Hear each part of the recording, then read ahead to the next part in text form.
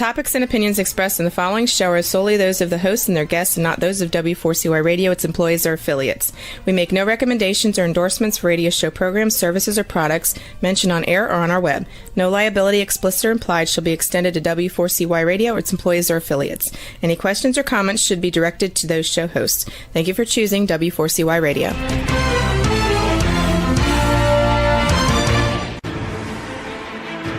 What's working on purpose anyway? Each week, we ponder the answer to this question. People ache for meaning and purpose at work, to contribute their talents passionately and know their lives really matter. They crave being part of an organization that inspires them and helps them grow into realizing their highest potential. Business can be such a force for good in the world, elevating humanity. In our program, we provide guidance and inspiration to help usher in this world we all want, working on purpose. Now, here's your host, Dr. Alise Cortez.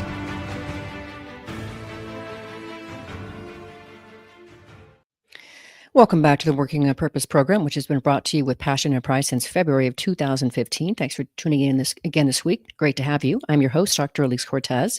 If we've not met before and you don't know me, I'm an organizational psychologist, management consultant, logotherapist, speaker, and author.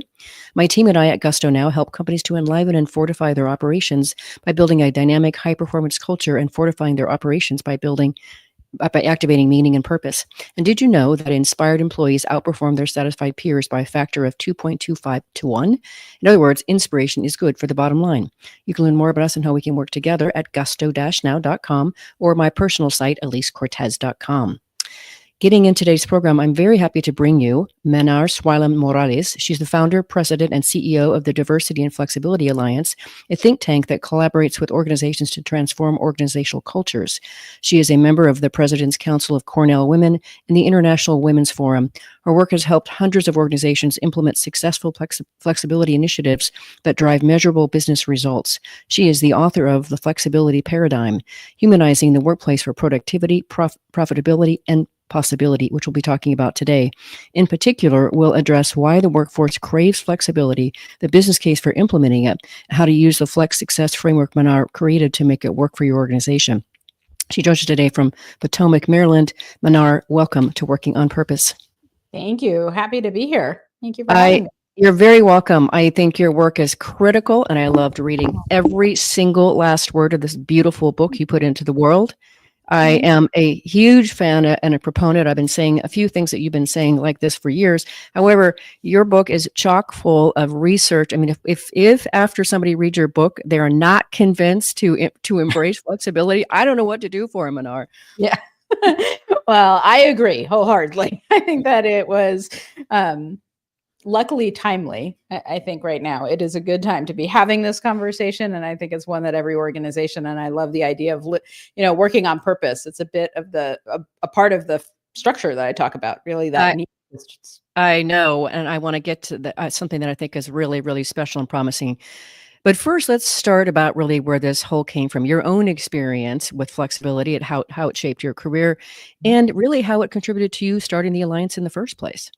Yeah, we say that I have both a personal and a professional journey with flexibility. Really, it came out of my own need for flexibility early in my career when I was a litigator and I had my first son 23 years ago and really wanted to go on a reduced hour schedule. And that it wasn't necessarily as popular back then as it has become more prevalent today. And so I really had to kind of chart my own path around what that would look like with being able to navigate a career, one that I was passionate about, not kind of giving up the kind of work I was doing, and then also fulfilling what I wanted to do in my personal life. And so that charted me down that path of looking at flexibility, getting the kind of flexibility, and then starting to see it work in real time. Like I was seeing the way that I could continue to be a good contributor, the work that I was able to do. And slowly over time, people would come up to me and say, if I could have done it the way that you did it, I wouldn't have left. And I thought, why can't we create that within organizations? Why can't we make it work in the ways that I was able to make it work? Yeah, and I'm down for making that work. I can tell you, I don't have quite the same story as you do, but I can tell you that the very reason that I have a company of my own is because when I had my daughter in 2003, I didn't want to do the thing where I dropped her off at daycare at 7:00 and I picked her up at 7:00. I did not want to do that. So that is what made me ultimately start my own business. So I had control of my time and my calendar and how and when I worked. Yeah. And I think a lot of that is around autonomy, right? People will say, oh, was it about work-life balance? I say, no, it really wasn't necessarily about balance as much as it was about how do I have the autonomy to be able to work in the way that I can work and fit within the things that I want to do. Yeah. Yeah. The other thing that's just, there's so many things about your book that are just so compelling, but I appreciate that you go on to say that this idea of flexibility is not new. It's Yeah. actually it's a culture change. But let's talk a little bit about just kind of a bit of, how it's emerged as of late. Yeah, so I think COVID obviously gave a lot of organizations a grand experiment in the way that working flexibly and working from home because we had to. But that was around for a long time, right? There were organizations way before COVID that were 100% remote or virtual. There were organizations that were offering certain ways of telecommuting and other virtual work.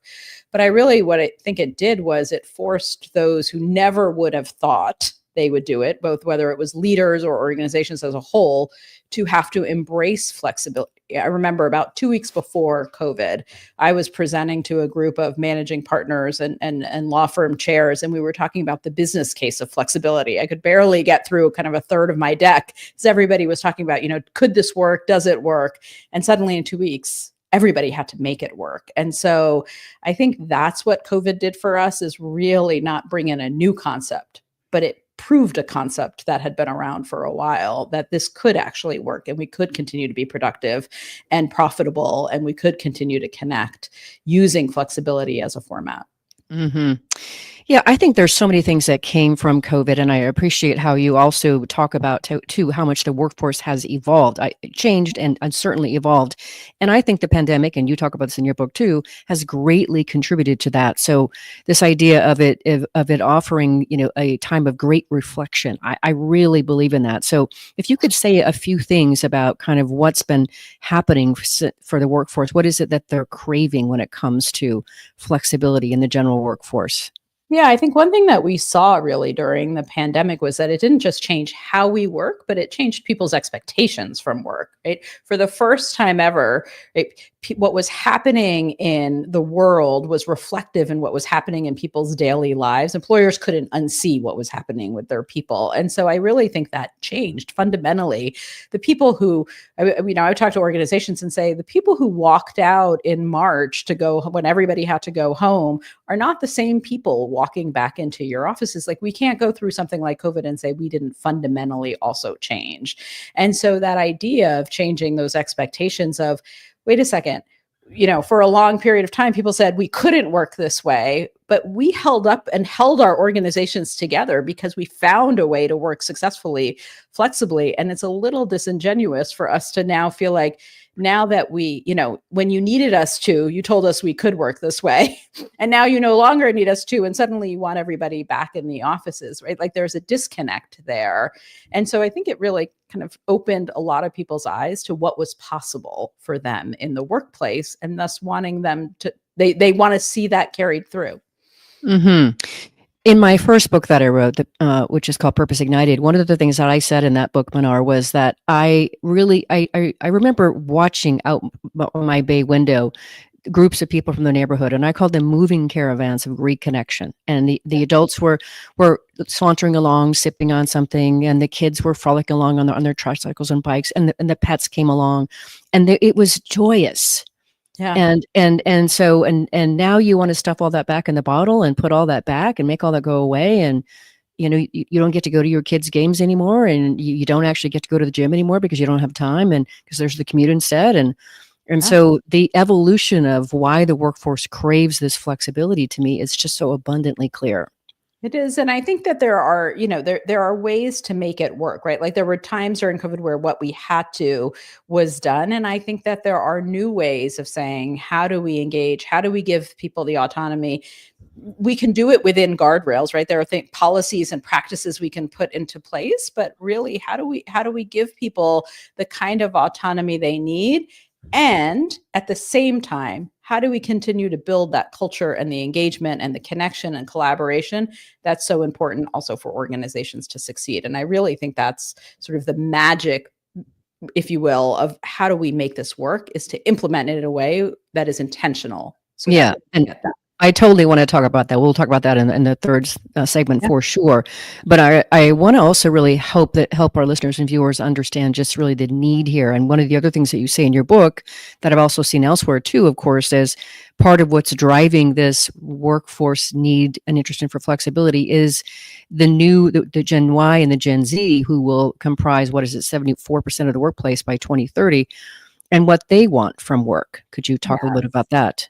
Yeah, I mean, I think they want flexibility. If we look at, for the first time, we have 5 generations in the workplace, right? And Yeah. they all want that kind of flexibility. Doesn't mean that they don't want to go into an office, right? It just means that it is ways of how do they make it work. If you look at the percentage of caregivers, I talk about flexibility and say, in order for it to work, you do want to degender, deparent, destigmatize. It can't just be seen as for women. It can't just be seen as something that's just for caregivers. It's everybody wants and need it, but it's not one size fits all. So how do you think about the way that we can fit the needs of our talent and adopt what I call that yes and mindset, right? Like, yes, we can be productive in the workplace and we can also be productive working virtually. Yes, we can be on a reduced hour schedule. And yes, we can be fully committed to the work that we're doing. Like, there's lots of things that we have to be thinking about in the ways in which we kind of adopt flexibility. Yeah, and the other thing that you also said too about, I think that the generation, this is coming from my memory, so please correct me if I don't have this right, is, that they want to have room for the rest of their lives. They want to work hard and have a career, but they also want to have room for the rest of their lives. And whereas maybe some of the previous generations see working long hours in the office was the way to get promoted. And they also want to be able to have a full life, to be able to enjoy their friends. And since they're digital natives, they relate to the way that we can work very differently. Yeah, and I think that is the idea that they embrace technology, right? The technology is such that we can connect virtually. We can figure out how to collaborate. We can do all of the things that create a thriving workplace. And we can create some autonomy to ourselves to say, look, if I can cut down on a commute one day and I can get one day to work from home, or I can get 2 days to work from home, that makes a difference for me to plan a very full life. And so how do we leverage technology so that we're meeting both needs? I think it's really interesting too, as you've gone on to say that there is this belief in organizations and leaders that working from anything but in the office detracts from culture. And of course, you say culture isn't a place. And I also really appreciate your focus on what that speaks to is a bias for presenteeism, which I also have talked about. Could you say a bit about this idea of presenteeism? Yeah, I mean, I think that the idea that FaceTime is an indicator of performance is really kind of not, it's not true, right? That we have all of this technology at our fingertips. People can be in the office. And I said, you don't know what they're doing, right? You can have people who are planning their next trip, they're shopping, they're watching sport, like they could be doing anything. They have a highway to anything in front of them through a computer. And so the idea that you just see somebody isn't really how you measure whether somebody is working. You're really looking at output and impact, right? What is the output that they're producing? What's the impact they're having on the organization and the impact that they have on colleagues and all of the things that it takes to be successful. And so just to say, oh, well, just because someone's in the office, that means that they must be productive isn't really the standard that we should all be measuring against when we think about who's a productive and who's working, when we think about that. In terms of culture, I think there's a lot of things that contribute to culture. Culture is about, who you are as an organization. What are your expectations? What are your values? What's your mission? What's your purpose? As we're talking about purpose as being an important part, there's a lot of things that contribute to culture. And that should be infused in everything that you do. That's not just in the office. That's in how people treat each other, how people interact with each other. There's lots of things that contribute to culture, but it isn't necessarily just the four walls. Yeah, I'm pretty convinced. Not just, it certainly I knew it before I read your book, but now I really know it because I haven't read your book. But this idea that flexibility really is here to stay. I love how you have a lot of citations, a lot of statistics in your book, and you talk about a recent survey from the Conference Board shows that among U.S. workers, 65% said that having workplace flexibility was the most important non-salary compensation element of all, above bonuses, generous time off, and so on. That is powerful. Yeah, and I think there are a lot of been studies since then too, showing that people would be willing to take a pay cut for a certain portion of flexibility, in terms of not that they would do that within their current jobs, but the idea that they place a value on flexibility, right? That that would be something that they would be attracted to in terms of going to an organization. So we say it's a talent retention tool, it's a talent recruitment tool. It drives productivity, it drives engagement, for people to be able to have the kind of flexibility that they need. But there's definitely a business case. And then I say in the book, we talk a lot about, you should build your own business case. I think a lot of people talk about policies, and we say, before you get to the step of what should our policy be, you want to be building your business case for you as an organization to say, why is it important for us to offer this? Why does it matter for our people? What can it do for us? Why is it important? What's the value to our bottom line? So you're building that flexibility on a strong foundation. Well, and furthermore, you go on to say in your book, unlike salaries, bonuses, healthcare, or retirement plans, workplace flexibility is the rare employee benefit that can save rather than drain financial resources, giving an advantage to companies that plan proactively. Wow. I mean, that's powerful. Yeah. Right? I mean, like, you can think about whether it's office space that they're saving on, whether it's other things, but it's also around what's the money that I'm saving from talent that's not walking out the door because they're going somewhere else because they don't have the kind of flexibility. So I talk about flexibility as being pretty low in terms of the cost, a low cost benefit that you can provide that can benefit everybody. Right. On that note, let's grab our first break. I'm your host, Dr. Alise Cortez. We're on the air with Manar Morales. She's the founder, president, and CEO of the Diversity and Flexibility Alliance, a think tank that collaborates with organizations to transform organizational cultures. We've been talking about why the workforce craves flexibility. After the break, we're going to get into the business case for flexibility and talk about what she calls holistic flexibility. We'll be right back.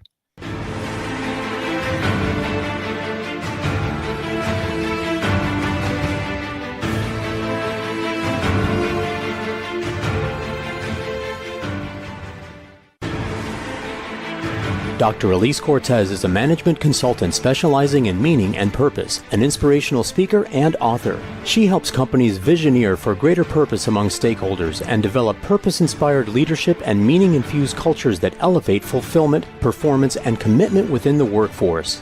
To learn more or to invite Alise to speak to your organization, please visit her at alisecortez.com. Let's talk about how to get your employees working on purpose.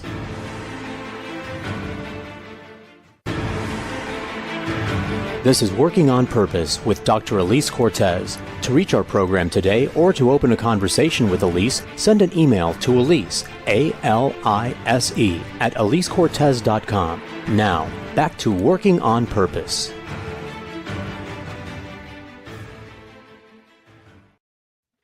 Thanks for staying with us and welcome back to Working on Purpose. I'm your host, Dr. Alise Cortez. As I, too, am dedicated to helping create a world where people realize their potential at work, are led by inspirational leaders that help them find and contribute their greatness, and we do business that betters the world. I keep researching and writing my own books. So the last one came out in March of 2023. It's called The Great Revitalization, How Activating Meaning and Purpose Can Radically Enliven Your Business. And I wrote it to help leaders understand today's workforce wants and needs, and then offer 22 best practices for you to fold into your culture to help create that for them. You can find my books on Amazon or my personal site, alisecortez.com. If you are just now joining us, my guest is Manar Morales. She's the author of The Flexibility Paradigm, Humanizing the Workplace for Productivity, Profitability, and Possibility. So now let's get into that business case here. I think it's pretty fascinating here when you started to talk about just some of the research around this, providing pretty compelling evidence for it being, as you said before, a driver of talent, productivity, diversity, engagement, profitability, all these sort of things. So let's dig into a few of those and really help our listeners and viewers understand just the power, the possibility of flexibility. Yeah, I mean, I think starting with who your talent is, right? Paying attention to who your people are within the organization, and even polling and engaging in surveys and talking to your people and saying, what does flexibility mean to you? Why does it matter to you? What's important is a really good first step. right? Because I think you have to build for the workforce you have, not the workforce you used to have. And so a lot of times leaders can get stuck in the, well, I did it this way, or I had this, or this is not how it is, and not understanding you have a constantly evolving workplace. You have 5 generations of talent in the workplace, and their needs are going to be different. And so paying attention to your people is an important first step of saying like what, and then looking at, well, what does flexibility make possible for us as an organization? If we think about, even when we think about where we recruit, for a lot of organizations, they might say, look, I can actually recruit from a much wider base than I used to if I was just tied to everybody has to be in the office. Suddenly, the talent pool opens up for me. And so that from a recruitment perspective is a big driver for a lot of organizations to say, who can I bring into the pool? Who can I retain? If I look at people, I would say, look at your regrettable losses. Who are the people that walked out the door and where did they go? And what was it about wherever they went that was more compelling than having them stay within that, or, your organization? Or we talked about budgets, right? In terms of salaries, it's like, if we can't keep up from a perspective of where are the kinds of benefits we can offer that don't provide a high cost for us. And so maybe flexibility is something where we can offer that people place a lot of value on and would want to stay and make our organization more attractive for them. So I think from the business case, it's really looking at talent pool, looking at it as a recruitment, looking at it as a retention, looking at it as a driver of productivity. A lot of people will say, if I don't have to commute in for an hour, that's time I have that I can be more productive in. And so looking at that as a perspective as well. So there's lots of ways to sort of build that business case for you internally as an organization. Yeah. A few things I want to echo that I got from your book, Manar, that I think are really worth pointing out. One is, for many leaders who say that flexibility is they think if they're doing their employees a favor. It's a nice to have, and it was a pandemic era accommodation, you say.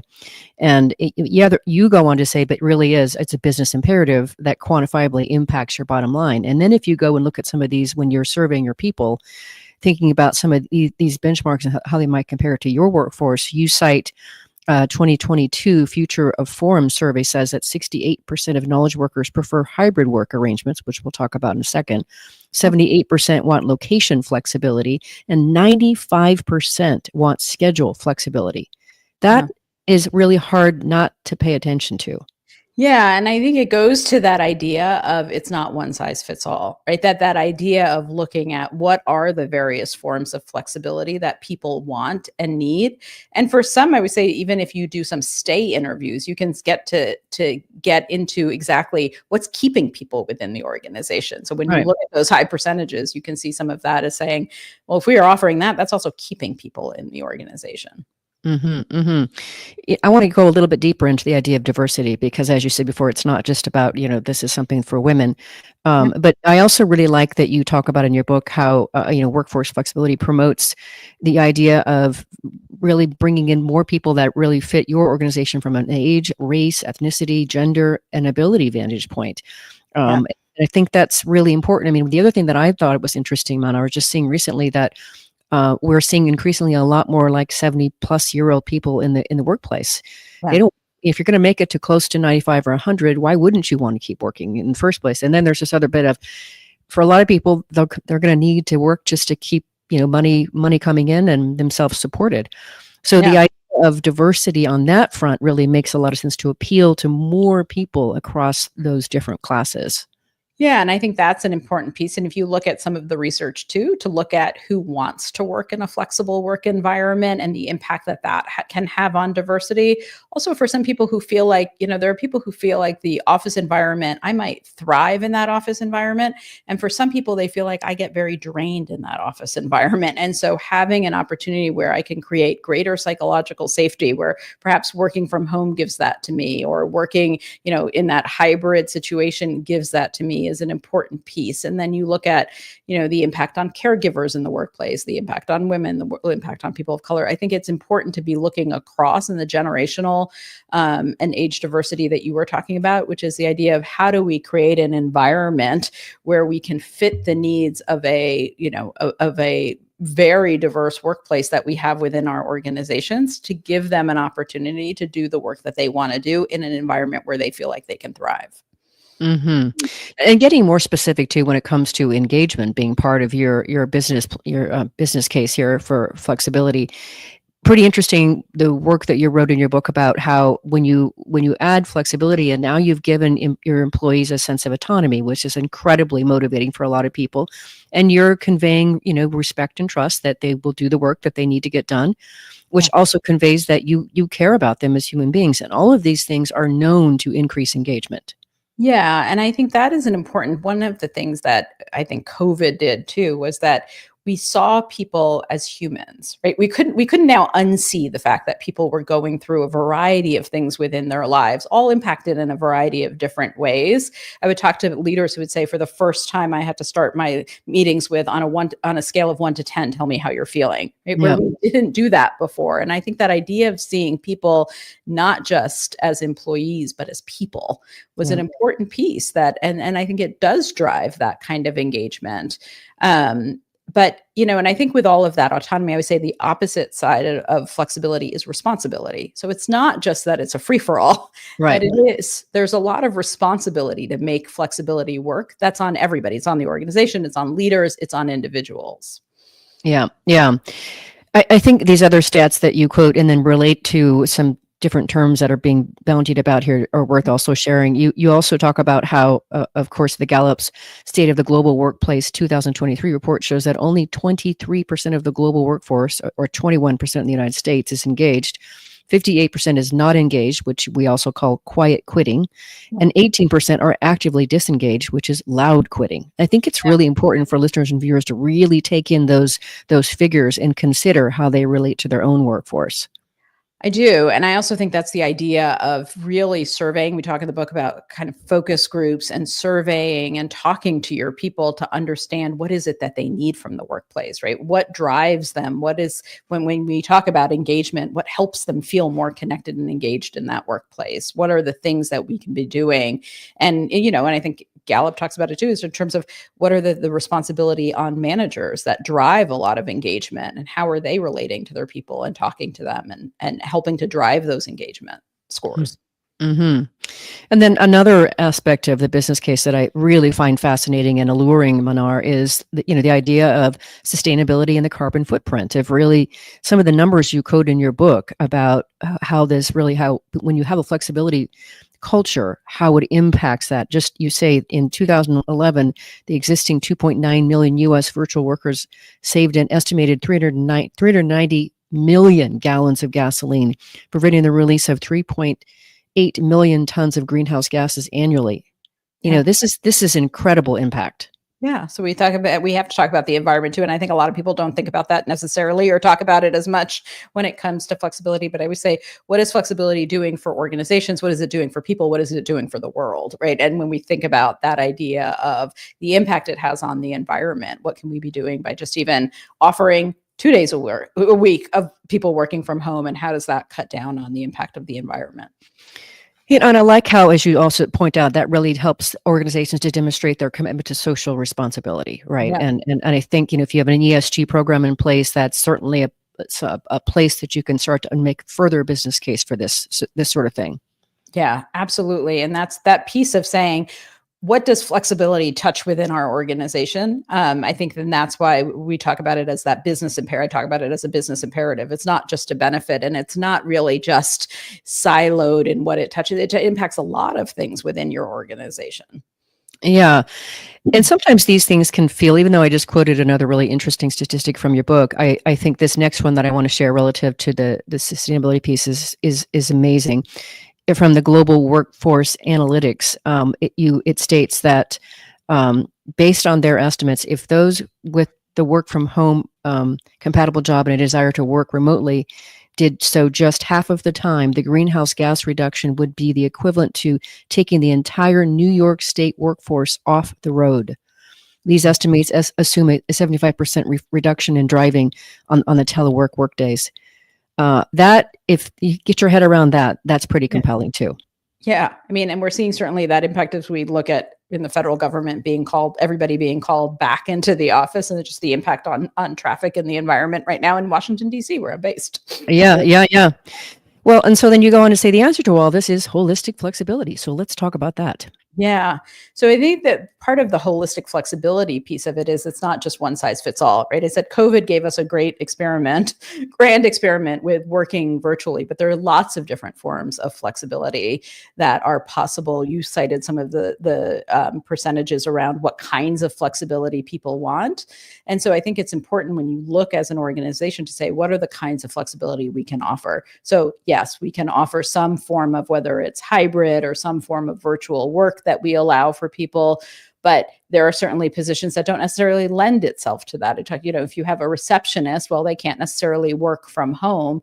There are other forms of flexibility you could offer. You could, whether it's reduced hours, part-time work, or it's shifting time. A lot of people have want the kind of time flexibility. So the hours are shifted. Somebody could come in early, leave early, come in later, leave later, that shifting of things. There's lots of different forms of flexibility. So from my perspective, it's offer a lot, do audits on the jobs that you have within your organization, and then say, here are the different kinds of flexibility we can offer. And this is what it would look like. Mm-hmm. I also appreciate that you're all saying, looking at, where people do their work, when they do their work, how they do their work. There's so much that you could actually really consider to improve it. And I like how you say at the Alliance, you define hybrid work as bringing together the best of who we are in person and the best of who we are online to equal the best of who we will be in the future. Yeah, so that goes to really around how are we being intentional as people were kind of coming out of COVID and organizations were coming out of COVID and looking at, all right, where do we go from here? What do we think about for hybrid? It said, really, it's taking for organizations that used to be 100% in person, said, what was good about that? What were some of the things that really were effective and what you missed that you want to bring into this new hybrid environment? And when you were working virtually, what was good about that? What were the benefits there that you want to bring that back into the hybrid environment? So it was a lot of designing around, how do we design this new workplace to say, if we can do the best of both worlds now, we have an opportunity, to the extent of organizations that were embracing hybrid, to say, how do we be intentional about what does it look like? And I talk in the book, we might go into this conversation around the return on experience. Like what was the benefit of being all together? And then what we're really good about being able to work virtually, and how do we design this new workplace to get the best of both of those worlds? And we will discuss that after the break. Let's grab our last one. I'm your host, Dr. Alise Cortez. We've been on the air with Manar Morales. She's the founder, president, and CEO of the Diversity and Flexibility Alliance, a think tank that collaborates with organizations to transform organizational cultures. We've been talking in this last segment about what it is that the workforce really wants in the way of flexibility. After the break, we're going to talk about how to embrace this new workforce by implementing her Flex Success framework. We'll be right back.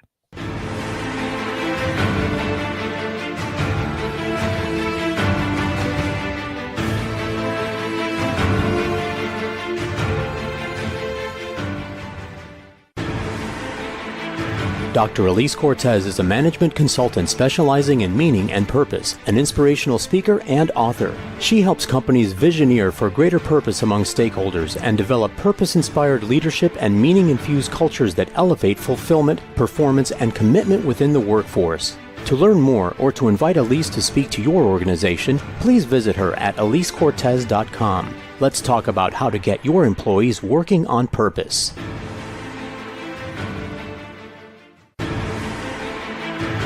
This is Working on Purpose with Dr. Alise Cortez. To reach our program today or to open a conversation with Alise, send an email to Alise, A-L-I-S-E, at alisecortez.com. Now, back to Working on Purpose.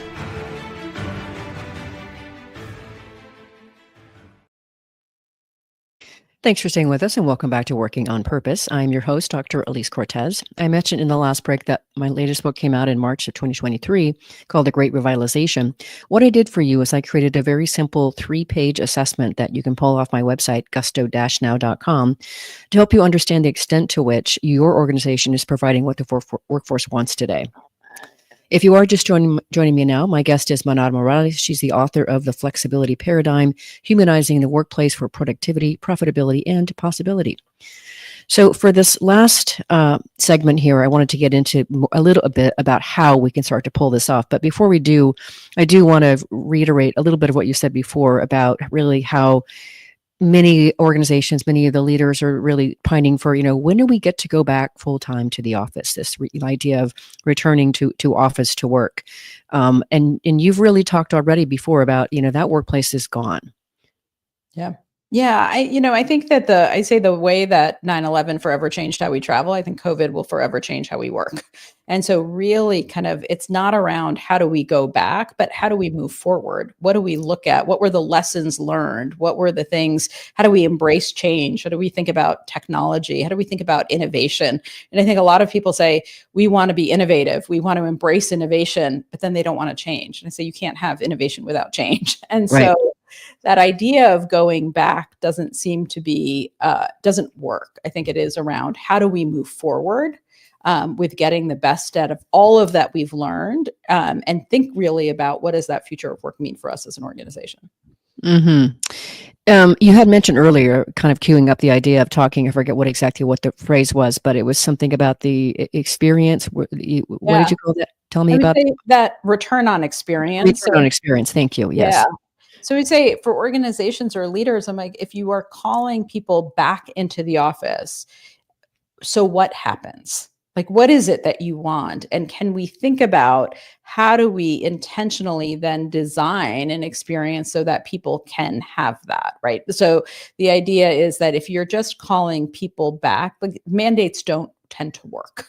Yeah. Because what people are looking for is, okay, if you're telling me to do an hour, let's say if we're just talking about virtual versus, working in the office, if you're telling me to do an hour commute and you're telling me that I have to be, what is the value I'm getting from being in the office, and how do you incentivize that over just saying we just want people back in the office, right? Back in the office so that what happens, and how do you create intentional design so that people experience there are real benefits for being in an office environment. And I think when I talk about flexibility within the book and for organizations that are embracing hybrid, I do say there are benefits for those in-person interactions and there are benefits for virtual. Like, how do you create opportunities for connection, collaboration when people are together in person and when people are together virtually? Like, we have to be intentional about designing those things. And so both organizations kind of creating that ROE. And then I say for individuals, look, if you're going to go into the office, create an ROE for yourself. Like, if you go into the office and you shut the door and you're just head down and working, then you're really just telecommuting from the office. So you don't get the benefits of what it means to be in an office environment. So being intentional, even designing your own day to say, the days I'm working in the office, I'm doing this. The days I'm working from home, I'm doing this. Like, how do I get the benefit of the environment that I'm in at all times? Mm-hmm. I think one of the things that really draws me to your work and really aligns me to your work, Manar, is what you say flexibility can play a significant role in unlocking human potential. Yeah. Yeah. I mean, I think it's thinking about like, where are people at their best, right? Yeah. I think that there are leaders I would talk to that say, I can't wait to be back in the office and just, be in a room and we're bouncing ideas off of each other and just, everybody's bouncing ideas back and forth. And I say, well, that might be where you're at your best. For some people, they get their best ideas when they have a quiet space to think and to work, and they need that away time. And then they come to the meetings really energized with and are able to participate. I think I talked to a lot of people during COVID who would say, if people who are more introverted would say, I actually participated a lot more in meetings because I was able to, I might not have wanted to chime in, but I would type in the chat. And so I felt like my voice was being heard more than necessarily in a room where I wouldn't necessarily chime in. And so really paying attention to like, where are we getting the best from our team? Where are the best ideas being generated? How do we create opportunities where the ways in which people think and operate and work can really go to people's advantages so that we get the best out of our people? Mm-hmm. I think there needs to be some major mental decoupling here, and I appreciate how you talk about, as you mentioned earlier, we need to shift the idea that the end product, rather than where and when it was produced is the focus. So that's the presenteeism again. And I had to chuckle at the example you gave in your book, and where you're talking about FaceTime is not an indicator of commitment. You talk about a leader said, I just don't want people sitting around in the pool in their flip-flops doing their work. And that's when you're like, well, why not? If the output is fantastic, why do you care where they're doing their work, right? Yeah. And Yeah. I think that's such an important thing to showcase this, because there needs to be a decoupling of what we're focused on. If you're focused on seeing people and that presenteeism versus the output, I would argue that you're really missing the boat.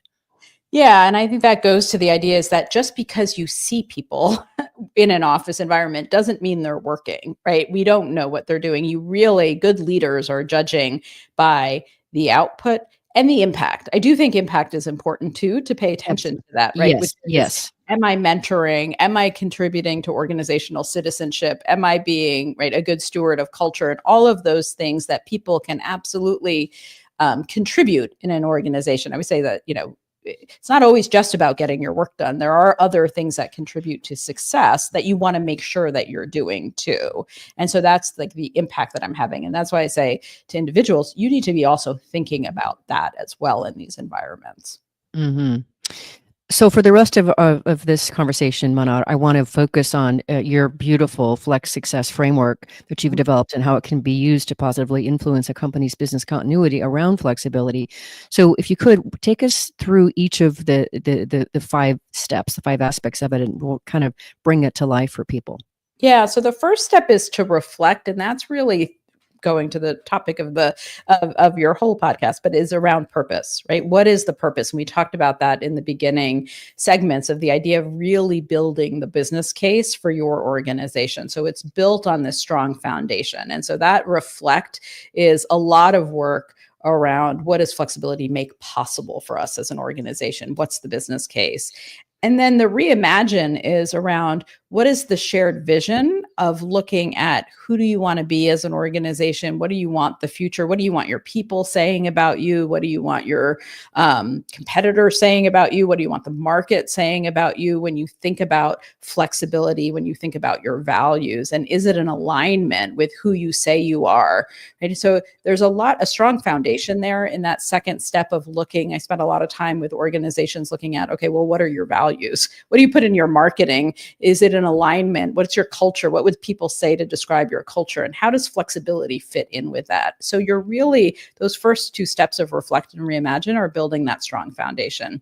The third step then, the redesign, is, okay, let's start designing the kind of flexibility that we want to offer. That's the holistic flexibility. That's what do the policies look like? What are the things that we want to do? What can we offer our people?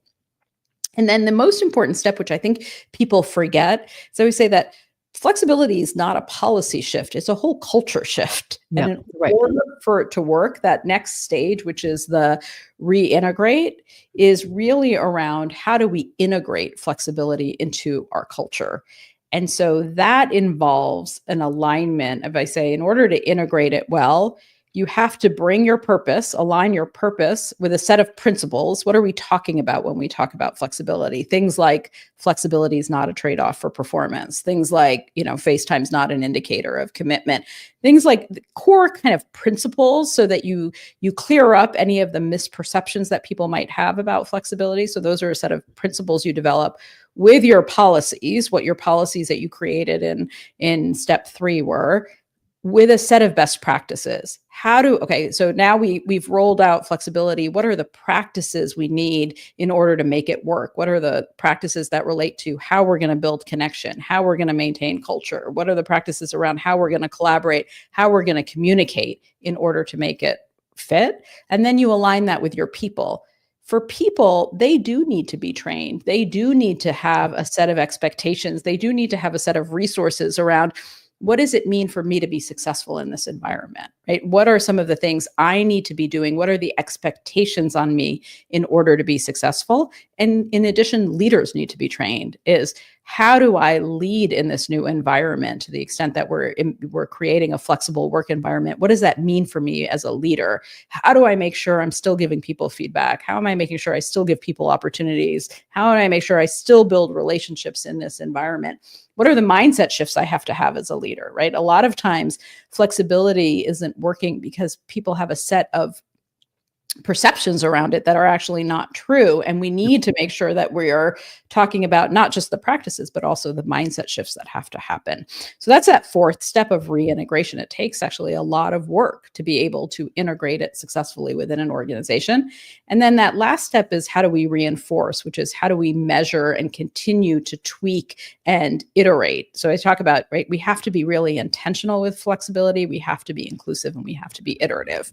Constantly looking at what's getting in the way, what's not working. Is it a policy issue? Is it a purpose issue? Is it a practices issue? Is it is it a people issue? Are people not doing the right thing? And so really kind of constantly looking at, if we as an organization, you invested in flexibility for the business case, right? There is a real purpose behind it. Are we getting the benefits of all of that? Are we constantly measuring, and so that we can tweak to make sure that it's working? So that's the framework. It's beautiful. It's so tight. A couple of things I just want to call out here, Manar, that are relative to that, that you also talk about in your book is, you say, according to a Future Forum study, workforce policy planning is largely happening at the executive level, with 60% of executives saying they are designing their company's policy with little to no direct impact or input from employees. Yeah. And so I also like in your book how you talk about creating something, I forget how you described it, but I would call it maybe something like a task force, where you're enrolling different people, different stakeholders from the organization in terms of creating and implementing and rolling out the policy, including people who are on the front line. Yeah, I think there sometimes can be a disconnect, right? That leaders are not actually really tuned into what are their people saying about it, or they're not seeing the things in the surveys, or they're not looking at it from a diversity perspective. They're not looking at it from a talent perspective. There's lots of things that go into it. And I think it's important that when you're making those decisions, that you are building that task force and you're looking at who can sit on that task force, that are making sure that they have insight into all of the different impacts, right? We talked a lot about the fact that, okay, well, there's an impact on the environment. Are we having our ESG groups or leaders sitting in that room as we're designing? There's an impact from technology perspective. Are the technology individuals sitting in there? Are the HR folks in there? Are the diversity people? Are the talent leaders? Like making sure that that task force is pretty robust in representing all of the different aspects that flexibility touches within an organization. And then we can make that decision. You know, it just occurs to me, you have many examples in your book here, and we're close to being out of time, but can you think of like a simple example of like an organization, you don't have to say the name if you don't want to, that it really was against this idea of flexibility and that incorporated it and had tremendous results? Yeah, I mean, I think that we have lots of examples of seeing leaders who have sort of switched, who've said, like, I never imagined before, but now kind of going through the whole process of really seeing. But I will tell you that happens because there's a lot of intentionality and conversation of spending a lot of time building it up. Right. Like that is one of the things I say is that there were a lot of times during COVID and even in the work I'm doing post-COVID where I spend a lot of time with executive committees and leaders to talk about the why. Why is this important, right? Like forget about the what. First of all, let's talk really about the why and spend a lot of time talking about what is flexibility and what isn't, what is it not? Because I think there's a lot of misperceptions out there. So the organizations that I've seen successful spend a lot of investment of time really talking about, let's define flexibility first. Like, let's clear up what's the mindset? What are the things that you think get in the way? And give people a space, even within executive committees, to have an honest conversation, because then we can move forward. We can clear that all up. And I remember somebody saying, you gave me the space to hear myself think and talk. Yeah. And I realized what I was saying wasn't correct. And I think you have to give people that space in meetings. Yeah, agreed. I am so happy our paths crossed, Manar, and your work is so hugely important. I'm grateful that I read the whole book and learned so much, shared it with my listeners and viewers. You know, the show is listened to by people around the world who care about either improving their own leadership or their organizations or their experience at work. What would you like to leave them with? I think that it is give yourself the time and space to really be having the conversations. So we say, let's have the right conversations about this. And I think that the more we can have honest and open and conversations around this, the better we'll be. Mm-hmm. Agreed. Manar, you're a gift. I'm so happy to know you. Thanks for being on Working on Purpose. Likewise. Thank you so much. And thank you for all the work that you do. It's nice to meet fellow individuals who are trying to change the world. Like-minded souls. That's right. Rowing the boat in the same direction. Exactly. Listeners and viewers, you are going to want to follow this woman and her work, Manar Morales, the work she does at Diversity and Flexibility Alliance, and her book, The Flexibility Paradigm. You can start by visiting her website. It's DF Alliance, D like diversity, F like flexibility, alliance.com. Last week, if you missed the live show, you can always catch it via recorded podcast. We were on air with Dr. Carlos Jorge, the professor of strategic management and director of the chair management by missions and corporate governance at the Universitat Internacional in Barcelona. He is also the founder of DPMC, which provides strategy and change management services. And he's also the author of various books on implementing and measuring purpose in organizations. He gave us an incredibly accessible framework to measure and track how purpose is lived in your company and how it supports your performance. Next week, we'll be on the air with Josh Friedman, the author of At the Heart of Leadership, How to Get Results with Emotional Intelligence. We'll be delving into this but now well-known topic in a really grassroots, practical, hands-on way. See you then, and remember, work is one of the best adventures and means of realizing our potential and making the impact we crave, so let's work on purpose. We hope you've enjoyed this week's program. Be sure to tune into Working on Purpose, featuring your host, Dr. Alise Cortez, each week on W4CY. Together, we'll create a world where business operates conscientiously, leadership inspires impassioned performance, and employees are fulfilled in work that provides the meaning and purpose they crave. See you there. Let's work on purpose.